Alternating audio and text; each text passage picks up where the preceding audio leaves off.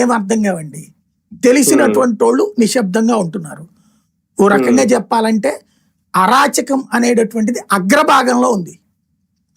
ఇది దీన్ని కంట్రోల్ చేయగలుగుతారో లేదో అంటే ఈ నెక్స్ట్ ట్రిప్ కూడా వీళ్ళే వస్తే వైసీపీలో ఉన్నటువంటి వాళ్ళు ఇప్పటికీ నాకు తెలిసి వాళ్ళ కార్యకర్తలు అవుట్స్కట్స్లో ఉన్న వాళ్ళు 30-40% మంది రాష్ట్రం విడిచి వేరే రాష్ట్రాల్లో బతుకుతున్నారు. నెక్స్ట్ ట్రిప్ మళ్ళీ వీళ్ళే వచ్చారనుకోండి, ఇంకొక 20-30% మంది వెళ్ళిపోతారు. చివరికి వీళ్ళకి 20%-30% మిగులుతారు.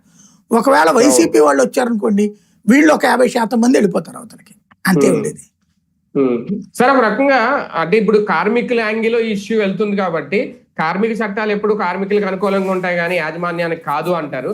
ఇప్పుడు ఈ విషయంలో అంటే ఓకే, ఆర్థిక మూలాల మీద దెబ్బ కొట్టాలి, ఇదంతా ఒక కుట్ర అయితే రేపొద్దున్న ఈ ఫ్యాక్టరీ మీదే అటాక్ చేయడం లేదంటే ఫ్యాక్టరీని క్లోజ్ చేయించడం అంతవరకు వెళ్తుందా? చేయించాలనే కదా ఇప్పుడు చేస్తుంది. లోపలికి ఏమి వెళ్ళనివ్వండి. ఇప్పుడు రోజుకి 5 కోట్లు 6 కోట్లు లాస్ అవుతుంది. 4 కోట్లని కోర్టుకు చెప్పారు, 6 కోట్లని పేపర్లో రాశారు వాళ్ళే సాక్షి వాళ్ళు.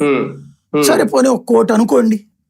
తర్వాత అసలు కంపెనీకి ఇప్పుడు ఫస్ట్ ఏమవుతుంది, మీకు విజయవాడలో ఇప్పుడు సింగనగర్ లో మామిడిపాకల దగ్గర లోటస్ అని ఉంటది.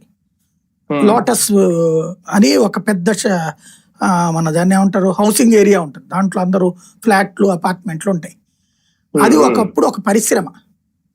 అట్లాగే తాడేపల్లిలో సిమెంట్ ఫ్యాక్టరీ ఉంటది. వీటిట్లలో